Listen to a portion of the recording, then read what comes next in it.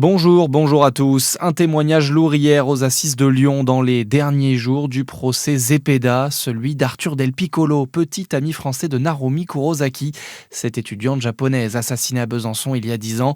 Il emportera son secret dans sa tombe, a déclaré à la barre le jeune homme en désignant le principal accusé, le Chilien Nicolas Zepeda, ex-petit ami de la jeune Nippone, qui s'exprimera pour la dernière fois dans cette affaire aujourd'hui, avant les plaidoiries puis les réquisitions demain et le verdict au plus tard vendredi.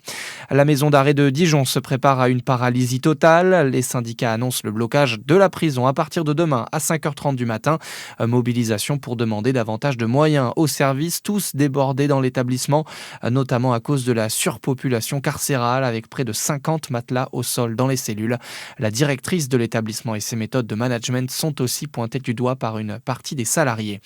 Dans le reste de l'actualité en France, peut-être un tournant dans le conflit au Moyen-Orient. Selon plusieurs médias américains, Donald Trump a proposé aux Iraniens un plan en 15 points.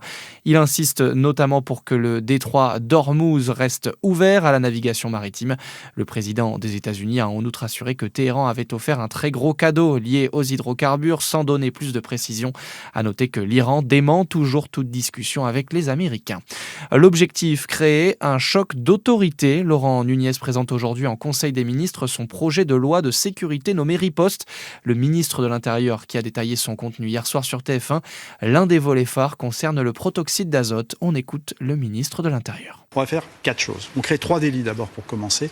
Le délit d'inhalation de protoxyde d'azote, ça n'existe pas, ce sera un délit. Donc avec une peine d'1 an d'emprisonnement, une amende de 3 500 €. Ensuite, il y aura un délit d'interdiction. On ne pourra pas évidemment conduire en ayant consommé ce produit, c'est extrêmement important. Et troisièmement, on créera un délit de transport illégitime, sans motif légitime du protoxyde d'azote. Et puis surtout, il y aura des procédures administratives de fermeture de ceux qui vendent illégalement ces bonbonnes de protoxyde d'azote. Laurent Nunez a aussi évoqué la création de nouvelles sanctions contre les rodéos motorisés ou encore contre la violence dans les stades. Côté ciel, vigilance jaune pour vent violent et orage aujourd'hui. Toute la région est concernée. Et puis une grande fête se prépare ce week-end dans le Jura avec les championnats de France de ski nordique après Manon, avec les meilleurs athlètes tricolores attendus sur place, du ski de fond au saut à ski avec de la neige en plus annoncée sur la station des Rousses. Et cette année, les festivités s'ouvriront en grande pompe avec dès vendredi la mise à l'honneur sur le podium des médaillés des Jeux Olympiques d'hiver de Milan-Cortina et notamment de nos athlètes locaux, les Jurassiens Lou-Jean Monod, qui a d'ailleurs été sacrée championne du monde de biathlon sur la saison régulière il y a quelques jours, mais aussi Quentin Fillon-Maillet.